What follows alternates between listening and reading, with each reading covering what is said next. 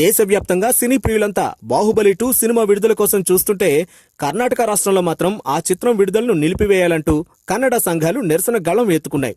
ఆ సినిమాలో కట్టప్ప పాత్ర పోషిస్తున్న సత్యరాజ్ ఓ కెట్టప్ప అంటే చెడ్డవాడు, ఆయన సినిమా మాకొద్దప్ప అంటూ బెంగళూరులో ఫిలిం ఛాంబర్ వద్ద ధర్నాకు దిగాయి. గతంలో కావేరీ పోరాట సమయంలో ఆయన కన్నడ నేతలను అవహేళన చేస్తూ మాట్లాడారని, ఆయన సినిమా ఎట్టి పరిస్థితుల్లోనూ విడుదల కాకూడదంటూ నిరసన తెలిపారు. ఈ ధర్నాలో కర్ణాటక ఫిల్మ్ ఛాంబర్లోని ముఖ్య నేతలు కూడా పాల్గొన్నారు. అయితే ఈ వివాదంపై బాహుబలి 2 సినిమా యూనిట్ ఇంకా స్పందించలేదు. కర్ణాటక టాలీవుడ్ కి బిగ్ మార్కెట్. 2 ఏళ్ల క్రితం ఇదే స్టేట్లో బాహుబలి ది బిగినింగ్ మూవీ ఏకంగా 30 కోట్లకు పైగానే కలెక్ట్ చేసిందే. కర్ణాటక మార్కెట్లోని ఆల్ టైమ్ బిగ్గెస్ట్ హిట్స్ లో ఇది కూడా ఒకటి.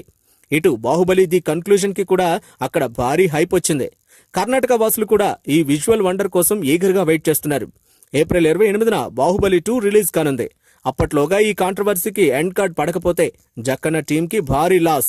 ఏకంగా 50 కోట్లకు పైగానే మార్కెట్ ని లాస్ అవడం ఖాయం. ఇటు థియేటర్స్ రైట్స్ తో పాటు శాటిలైట్ హక్కుల రూపేణా కూడా నిర్మాతలకు భారీ ఆదాయం రానుంది. మరి రిలీజ్ లోగా ఈ వివాదం సద్దుమణుగుతుందా లేదా అనేది చూడాలి.